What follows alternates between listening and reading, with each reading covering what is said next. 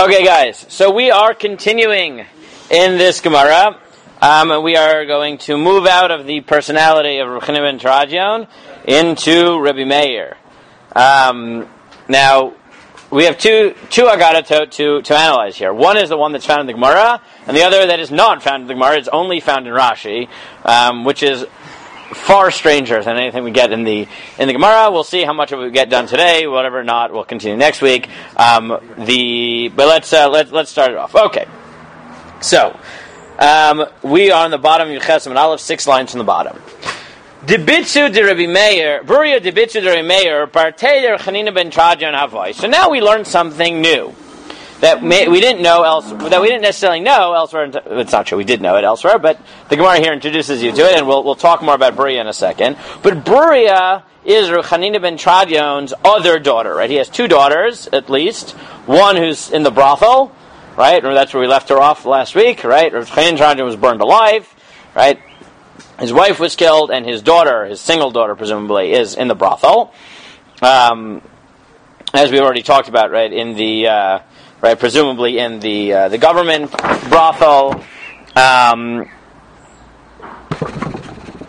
which is right where the money goes to the government. Fine. Now Buria is the other sister, right, of Rabbi Jonanthan ben Zirirng, and she, the other daughter of Rabbi Jonanthan Zirirng, she's married to Rabbi Meir.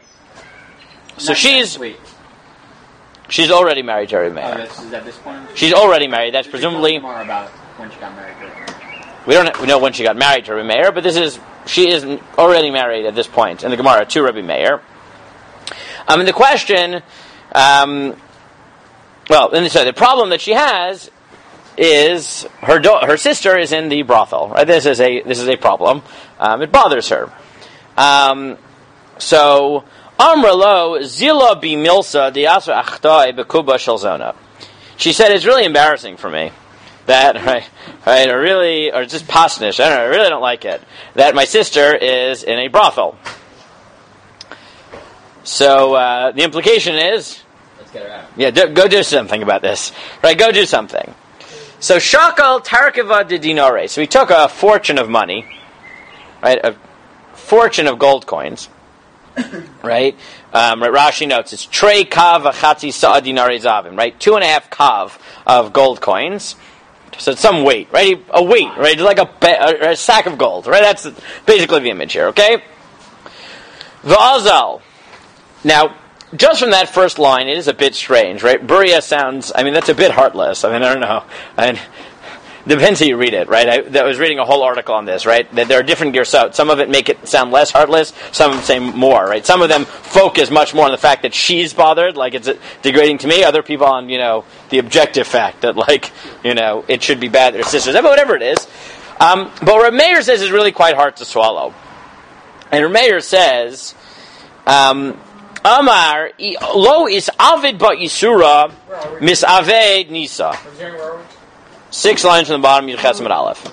He says, if a sin has not been done with her, then a miracle will happen. But if not, if she has been violated, then a miracle won't happen, which is really quite difficult, right? Because that someone already slept with her? Yes, but it's weird because it's clear that it's avid ba isura, meaning it's not that she did something wrong, right? It's that she was raped, right? She's forced into this government brothel. But for some reason, Rabbi Meir holds her to, as we'll see in a moment, a ridiculously high standard, which is that if she managed to avoid getting raped or slept with in the brothel, then in that chud she will be saved. But if not, not. Is that like an easy thing to do in the brothel? No, not at all. We will see that she manages it, but that's really quite a high standard there, right? Daniel Boyarin has a very long article on this to note that this is actually a trope in the ancient world. The Gemara has this story about it, but there's actually a lot of stories in the ancient world about virgins and brothels. Right? This is just a trope. Though he notes that it's going to be very different here because the virgin and the brothel in a lot of the literature in the time of Chazal Why is it important that she remain a virgin? Right, if you can guess. For God, not gods. For God, for Jesus usually. Right? It's sort of, right? And therefore, violating her, right, her virginity is a problem because that will make her not a virgin for Jesus. No, they don't. Hence nuns, right? That's what nuns, right? That's the whole part of it, that they're remaining virgins because they're saving themselves for God or Jesus or whatever it is, right? That's exactly the point. So he has, one of his points is that, as we'll see in a moment, our story of the virgin in the brothel ends not with her remaining a virgin. What's the purpose, right? Yes, she can be married, right? Meaning, whether or not this is written as a trope or it just contrasts the trope of Christianity, right, it is important to realize that there were other virgin and brothel stories floating around at that time, but most of them ended with staying a virgin until she died and managing to martyr herself for Jesus or something like that, right? Meaning, at a certain level, this acts as a polemic, that even though we also have a virgin in the brothel story where we're getting her out, we're not getting her out so that she can remain a virgin, right? It's so that she can have a holy marriage rather than an unholy union, right? Which is a very different philosophical claim about sexuality, right? Is sexuality bad and virginity good, or is bad sexuality bad and good sexuality good, right? Which is the Jewish view versus the Christian view in that sense. Okay, so that's a point that Boyarin makes. So why are most Christians, even like religious Christians, not nuns? Because most people can't handle that. Right? I mean, the basic Christian view is that, right, or the Catholic view, really, it's not true of all branches of Christianity, but the Catholic view is that ideally you should be celibate. If you can't be celibate, you should be monogamous. Marry one spouse, right, and only have sex within marriage. Right?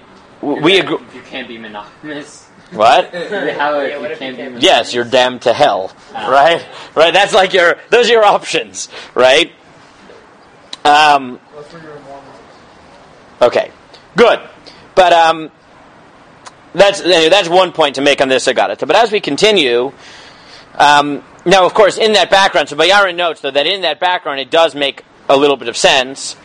This Gemara makes, as hard as it is to swallow what Rabbi Meir is saying, right? It's not the only Gemara it's not the only story in the time of the Gemara like this, right? There was sort of an expectation that the righteous virgin in the brothel would somehow manage to protect herself. I don't know if that makes it better, but he does note that this is not the only story where that trope appears. Does it go like protect herself? What? Yes, that's what we're about to do now. So Azal Nakat Nafshei Kechad Parsha. So Meir goes in and he presents himself as a customer. And Amar La, right, as a chashuv customer. Right? I mean, he dressed himself as one of the, so that she wouldn't recognize him. So Amar La Hashmini Li. And says to her, listen to me, meaning, right, he propositions her. Right? So Amar Le Dashtena Ana. What is Dashtena Ana? Dashtena, listen to you. So Dashtena, as Rashi understands it, is three words smushed together, right? Which is Derech Nashim Li, which is Amanida. Oh, yeah. Right, now why does that matter? Because Jewish, you want to sleep. She wanted to kids. Yeah, but she didn't know he's Jewish. And the answer is because... it was super taboo back then. Yeah, because it was taboo not just in the Jewish world, thank you. Right, that's the point, right? This only makes sense if you recognize that being... Right, that if you recognize that being in Ida and sleeping with a woman who is in her menstrual, right, who was in the middle of her menstrual period, is a taboo for everyone, right? Otherwise, this would make no sense, right? The Zoroastrians, right, meaning the local religion in Brothel, were much more machmir on Nida than we are by like 10,000-fold, right? They literally locked up Nidas outside the town in tents and gave them food through doggy doors. But this is also like an ancient belief. Like if you look in Pliny the Elder, or Pliny the Younger, one of the Plinys, the Greek quasi-scientists, they believed all types of crazy things. Like if you wave Nida blood in front of a hurricane, it'll stop. Right? Like they really had quite interesting. They had all types of interesting things going on about this.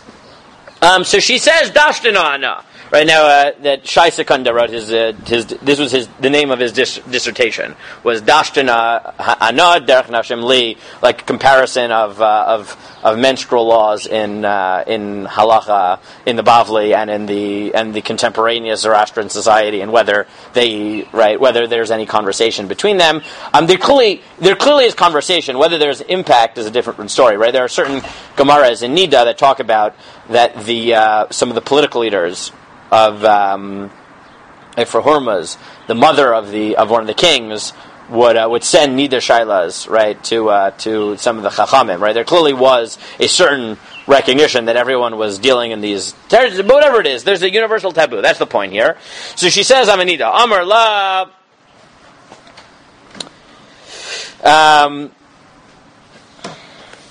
Mirat Chanam Mirtach. He says, look, I'm willing to wait. Oh, wait.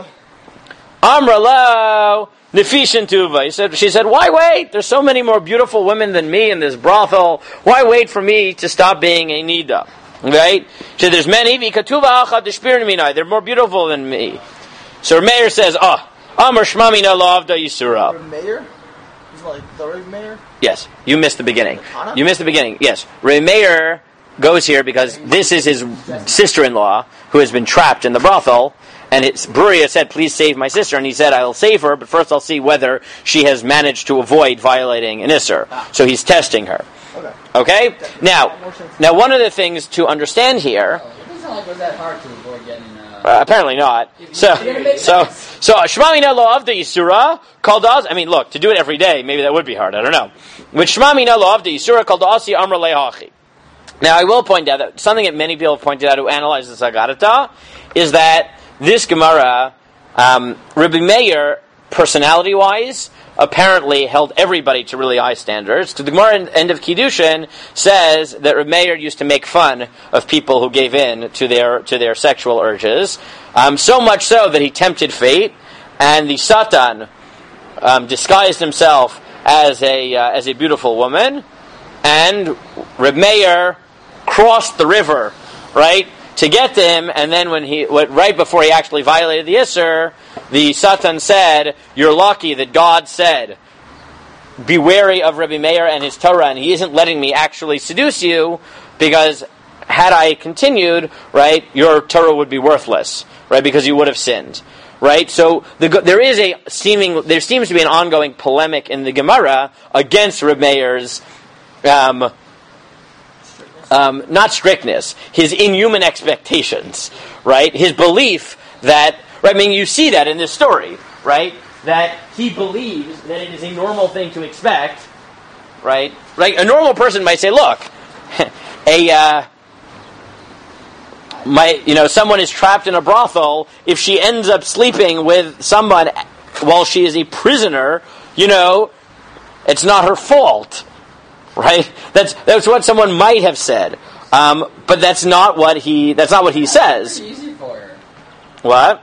It's pretty easy to get out. Okay, Ellie, and if she had succumbed or someone had just raped her, right? It's avid ba yisura, right? Okay, look, he came in and he could say, is that so you should try to get him out of it? Yes, but think about the person who's in charge, right? What happens if every customer comes and says she's a Nida, and this goes on for months, and it's like, really? You've been a Nida for 98 straight days, right?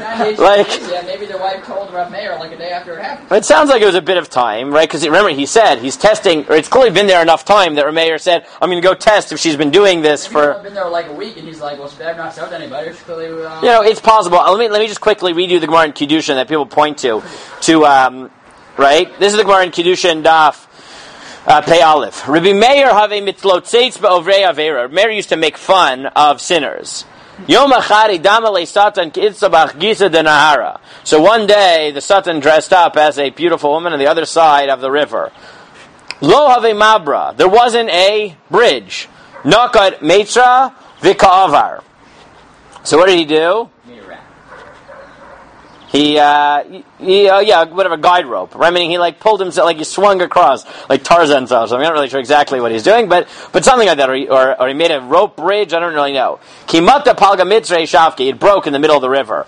Amar ilav de kamachaze berakia yizarlo Meir v'taraso shavise ledamach tarte moi. Had it not been that they said in heaven, guard Rabbi Meir and his Torah, I would have made you worth 2 pennies. Right? So there is this personality thing that you get about Rabbi Meir, that if you follow the Agadatot, you see that he has maybe unrealistic expectations. In the end of the day, the Gemara criticizes him for it and says that B'sovo shel davar, he almost failed himself. Now, it's one of those things that some of the people who comment on this say, if this Gemara is written chronologically, one would hope very much that the Gemara in Kedushin happens after the Gemara in Avodah Zarah. Right? Meaning once Rabbi Meir thought that under a normal circumstance he almost succumbed to temptation, you'd think he'd have a little bit more compassion on someone who might have given in not to temptation, but not managed to avoid being raped in a government brothel. Right? You would think. If it happened in the opposite order, Gewalt. Right? Mamish Gewalt. Okay. But in the meantime, his sister-in-law has proven herself that she managed to avoid being raped in this brothel. So he says, okay, I'm gonna save her. So, also legabe shomer dida. He goes to the warden, I guess. I don't know, the person in charge of the brothel. I don't know. It's a government prison brothel, so I don't know exactly who it is, but fine. Amar la havani Allah. He says, please give me my sister-in-law back. Amar le mistafina mi malchusa. He says, I'm afraid of the government. Right? And again, this is a prisoner. He's asking for a prison break. So he says, I'm a little bit scared. So Amar le shkol tarkava de dinara. He said, here's my sack of gold. Palga palach upalga lavelach. He said, half of it bribe. Right? Use half of it for bribes and half of it keep for yourself. Right? I'm going to bribe you and you can use the rest to bribe them. So Amar le v'chishalmi ma'afe. And he says, when the money is used up, what am I supposed to do with it? Now, remember I keep saying this is a government brothel that makes money for the government. Where did I get this notion from? From Tosfos on this line. If you look at Tosfos says, Yesh mefarshim she'nosin l'shilton mas min hazonot l'mismar gulgulotam. It sounds like there was a tax that was paid to the government based on this brothel. That's why he's worried. Because, right, they're going to expect certain money, and eventually it's just going to be run out. It's going to run out. How am I going to pay the proper money based on the number of people here? And he said, that's how I explained the Gemara in Daf Gimel. Right? Remember the Gemara in Daf Gimel? Right? When the Romans come in and say, we built marketplaces, and Hashem says you built marketplaces to set up zonot, it doesn't mean zonot, it means government brothels to make money in lewd ways. Right? That's the... Rashi is a different one, which just says, look, he's just going to have to keep bribing them. And he says, when I've run out of money to bribe them, what am I going to do? Okay, fine, but let's take Tosfos. So then he says something which I've looked around a lot, and I have nothing to tell you on this line, because I do not understand it. Ki huzeh. He says, Amar le ema Eloha de Meir aneni. So, you ever heard of Rabbi Meir Balanes? You ever seen stucco, dedicated Balanes? It's from this line right here. Right? That Rabbi Meir Balanes, right, when they say give tzedakah to Rabbi Meir Balanes, right, or in the name of Rabbi Meir Balanes, not to Rabbi Meir Balanes, right, that'll mean that you'll find lost objects or something. That comes from here. He said to him, when the money runs out, say, God of Meir, save me, answer me. Umit salas, and you'll be saved. Amar le umi emer dahachi ika. He said, I need proof before I buy that one. Right? How do I know that works? So, Amar le has chazis. He said, you'll see right now. There were man-eating dogs running around. Whatever. I don't know. Shakal kala, and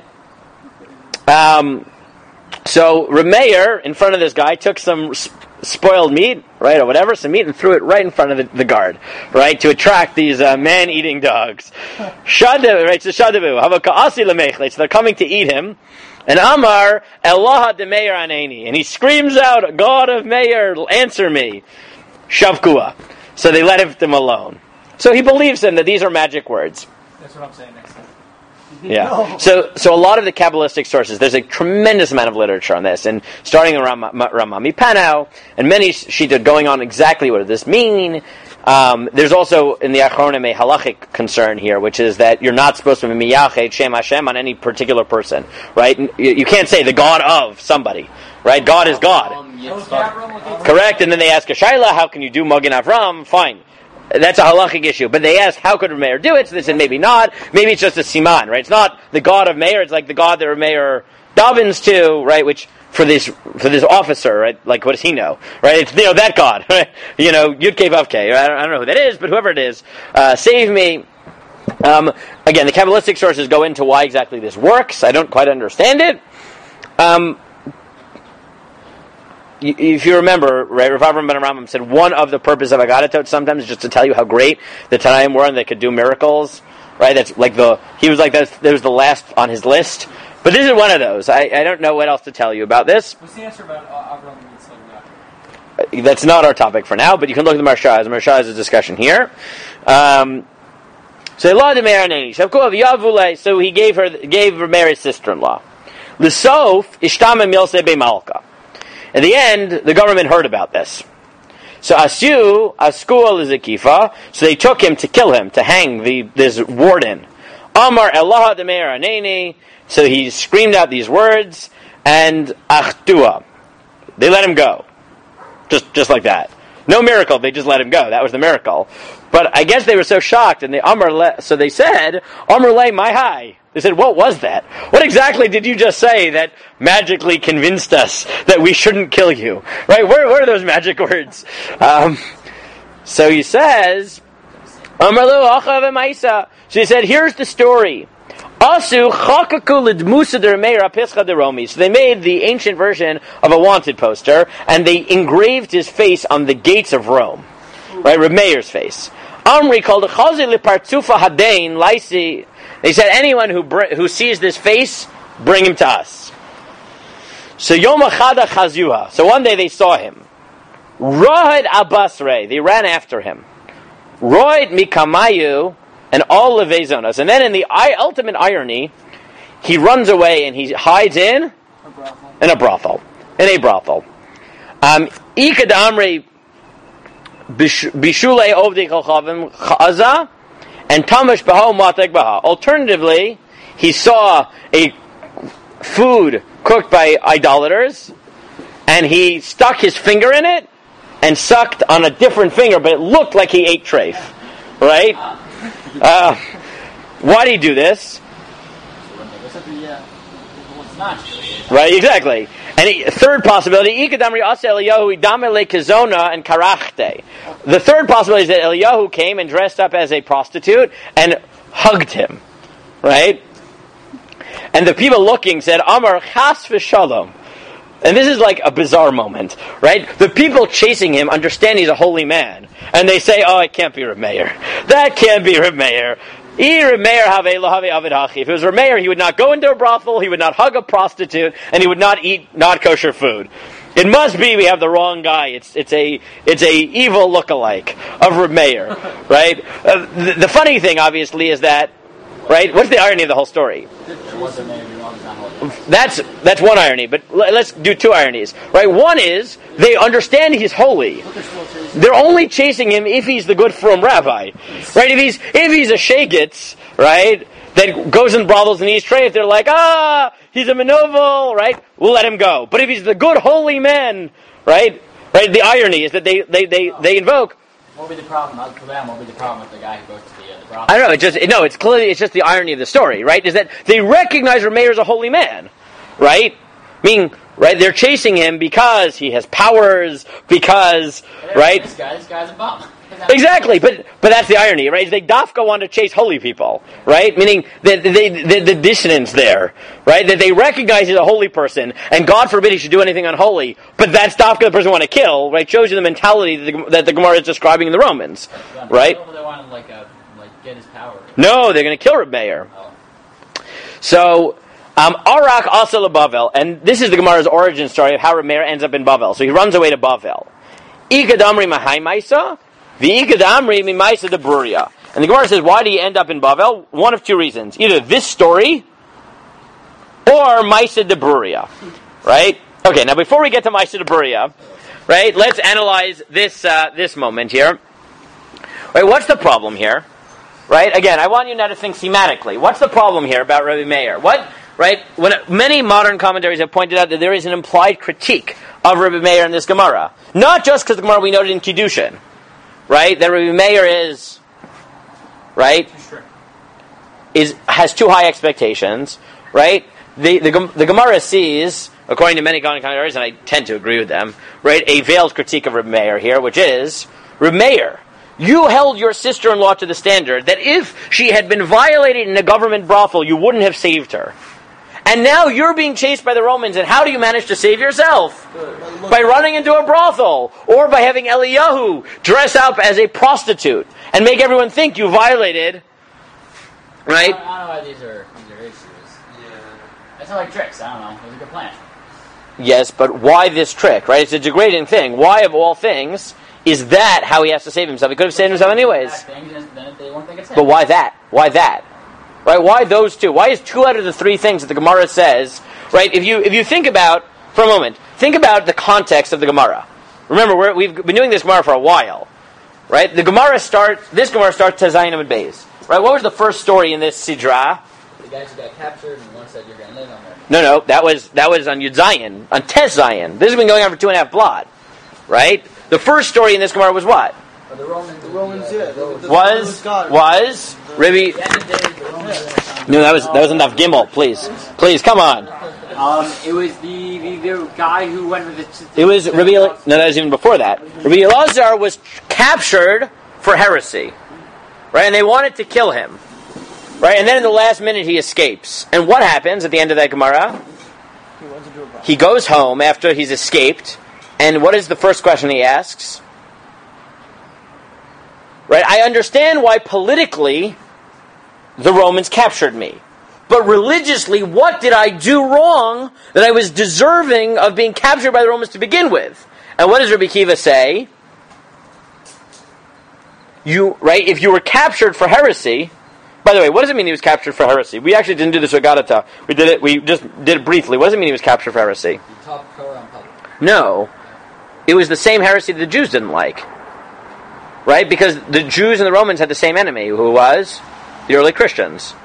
Right? They were considered rebels by the Jews, theologically, and they were considered upstarts by the Romans. So it probably means he was arrested, and in certain versions it's actually explicit, because they thought he was Christian. Right? They thought he was Christian, which made you a Roman rebel.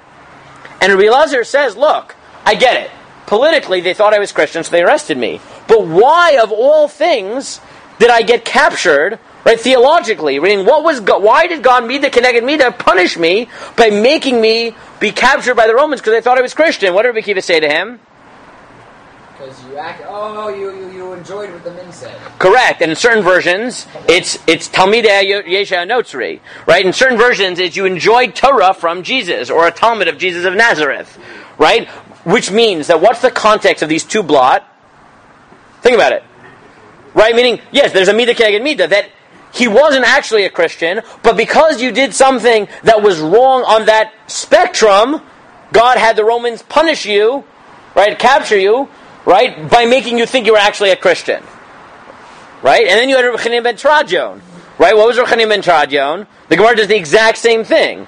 He's arrested for teaching Torah in public, and the Gemara says that makes sense politically. But why did God let him be captured? Because he taught Torah in publicly, right? He taught the Shem Hashem publicly, which was also a sin. And since the sin overlaps with the political problem, God allowed him to be captured.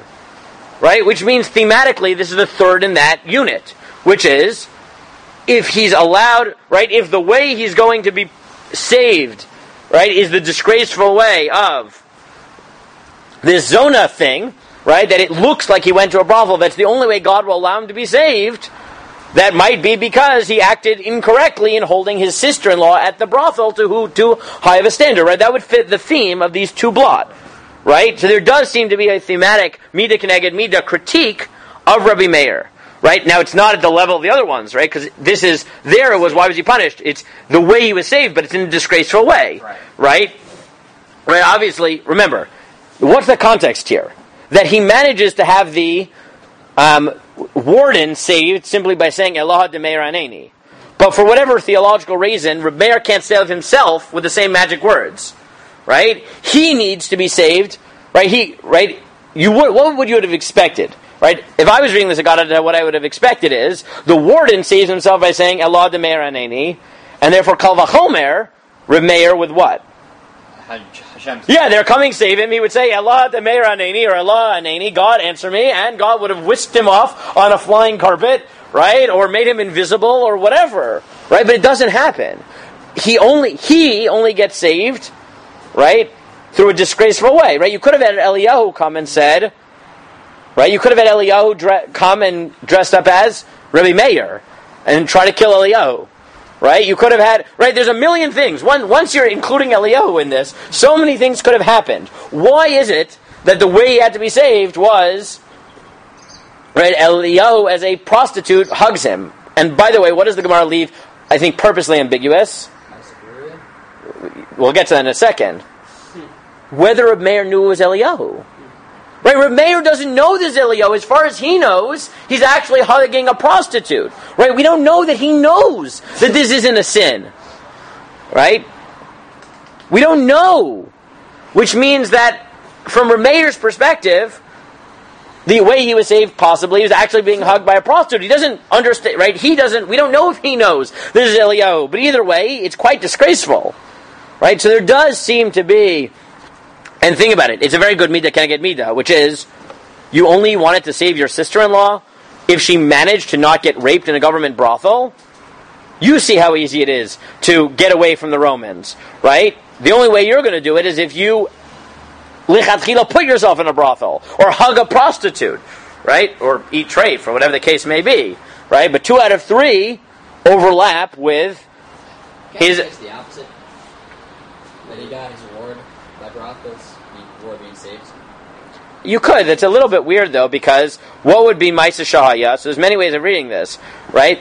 The Gemara says there's 2 reasons why he ran away. One is Maisa Shahaya, right? This Maisa. What's this Maisa? So it sounds like it. So we don't know, right? We don't know it's because the Romans are chasing him, right? We don't know it's because, despite the fact that the Romans stopped chasing him, he's so humiliated by the way he was saved that he can't show his face here anymore, so he leaves and goes to Brothel. Right? Right? Meaning, it's not clear. Not the Pashup shot, the Romans trying to kill him, so that's not the Pashup shot. Why? And we'll see this in a minute. Because, and this is something that Eitam Henkin points out, what is the Pashup shot of Maisa de Bruria? And this is what's explicit in Rabbeinu Nisim of Karwan, meaning Rabbeinu Nisim, the Rishon, right? Which is... What's Pashup Shad of Maisa de Bruria? The beginning of the story. I mean, there's 2 reasons he had to run away. Either the end of the story, or the very fact that he freed his sister-in-law. Right? What's Maisa de Bruria? The thing that just happened. The first half of the story. I mean, there's 2 halves to the story. Right? Meaning, the Pashup Shad of Eitam Henkin, right? Hashem Yikom Damo, has a 20-page article. Isn't there going to be a new story? No, that's exactly what we're going to do next week, because we haven't done it. Right? But let me give you, right? Rashi, right, thinks that... What time is it, by the way? How much time do I have? Good, so we don't have time to do Rashi's version of Maisa Berurah. We'll have to do that next week. Right? No, in Rashi's version. 1 second. We're going to get there. We're going to get there. Right? But many people, as we'll talk about, deny that the story that Rabbi Meir tells ever happened. Right? Sorry, that Rashi tells ever happened. Right? Instead, they say, what are these 2 stories? So 1 second. Let me get you I just gave you this. Are you Barilani? No, I have to pulling up the text. Rabbeinu Nisim Gaon of Karwan says as follows. Amra Zula Meir Adoni Ulai. No, sorry, the next time it comes up. This is the beginning of that Girsa.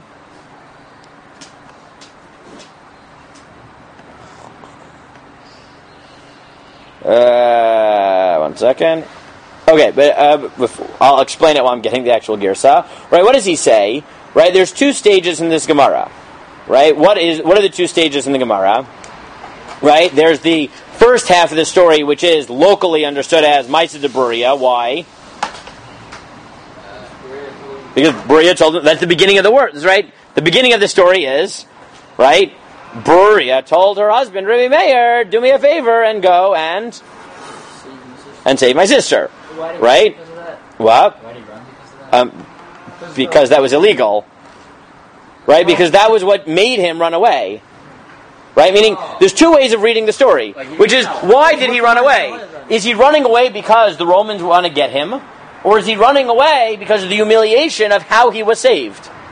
Which when the Gemara says Maisa Shahaya, or he was the end of the story. Is the beginning of the story the end of the story? No. It's always the end of the story. It's always because they're chasing him. Always because either Roman chasing him or because he said was humiliated. It's always the end of the story. No.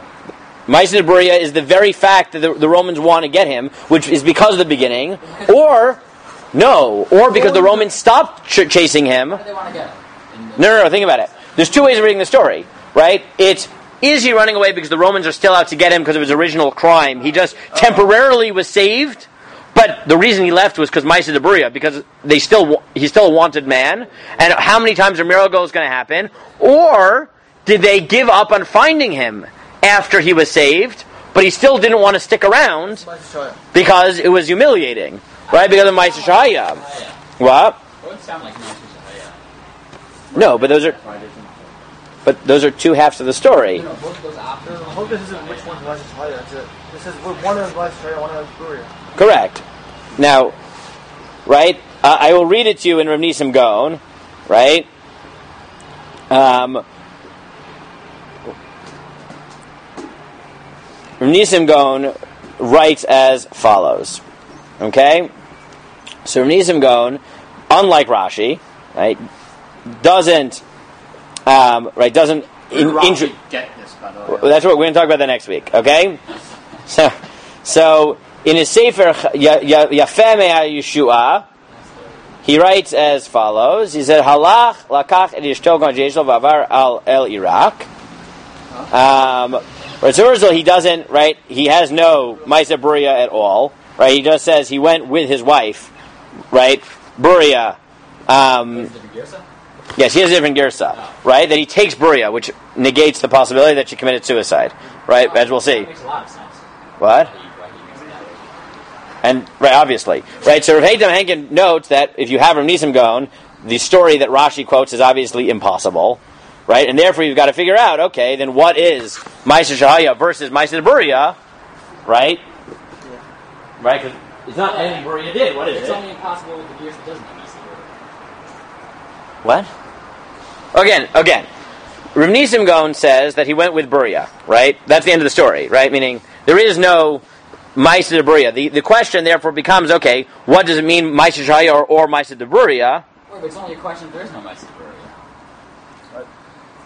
The only way the Rashi... No. He has the gears at the end of Maisa Buria, but his wife also? What? He adds to his wife in addition to Maisa Buria? Meaning, correct. Meaning, he fled to Brothel, right, with his wife, Mishum Maisa Shahaya, Mishum Maisa Buria, right, which obviously means that it can't be because Buria committed suicide, right, and therefore he was ashamed. That doesn't work, right? He can't run away with Buria, right? That's just not a thing, right, if she's dead, right?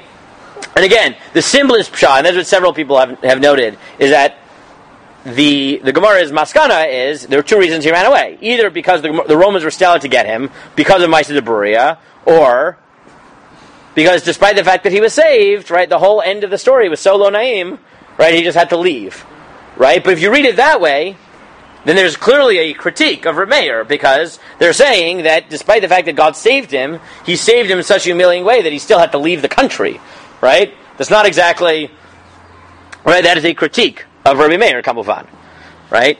I mean, we'll see, this is something that in general comes out, that there are indications in Chazal that they weren't thrilled with the standards to which he held people. In general, Rabbi Meir is too perfect, right? That is, maybe I'll finish with this, right? It's not just in sexual ethics, where Rabbi Meir expects the impossible and then ends up not living up to his own standards, right? He's also too smart, right? The Gemara in Eruvin says that they never paskin like Rabbi Meir. Why? didn't understand it, and they had to go like what they believed. It wasn't they didn't understand him, was that they could never understand which one was meant to be halachal maisa, because he was such a good lamdan that he explained both sides equally. Like, he didn't, like, right, like, no one understood him. No one, right, he was too smart for everybody, his expectations were too high for everybody, right, like, Rabbi Meir is just a super professional, right, a super expert person, right, and until this point, he is perfect in every way, shape, or form, right, in the sense of not necessarily in the way he relates to other people, but in the standards he holds himself to, right? He's the smartest, and no one understands him, he's perfect and expects the world of himself and makes fun of people who fall in sin, right? The Gemara says, it's not a great idea. As the Gemara in Kedushin said, you are equally vulnerable, and this Gemara is, why are you holding your sister-in-law to those standards, right? There's clearly a critique there. What we'll have to do next week, I was worried that would happen, but that's okay. I left 2 weeks for this on purpose, is that Rashi has a totally different interpretation. Right? Rashi says that Maisa Shahaya is this whole story from beginning to end, and Maisa de Beria is the story of Beria's suicide. Right? And we're going to have to deal with two questions, which is, one is, did that story ever happen? Right? Where did Rashi get it from? Right? Does it make sense within the personality of Beria? And whether or not it's from the Gemara or not. Right, whether it's Gemara or it's Rashi, or Rashi got it from a Misora or from a Misora Amamit, right, meaning just it was what people said on the streets, right? What does it tell us about the way somebody saw Beria, right? Meaning someone clearly saw Beria in a certain way, that her suicide story makes sense, right? Whether it happened or not. Again, I tend to agree with the Reitam Henkin that like a Talmud Torah put it in, because even in the earlier versions of Rashi, we don't necessarily have this, right? And it's barely quoted. It's not quoted in any other Rishon, and it's not quoted in any Rishon who had Rashi even, right? Which means that it's probably a late Girsa even in Rashi, right? So it may not be Rashi Bechlal, which is the tendency that the Rav Mengen has. I tend to go with that, but still we have to understand where it came from and what it means, right? And what hangs on whether or not you think the story actually happened. But we'll do that next week. Okay.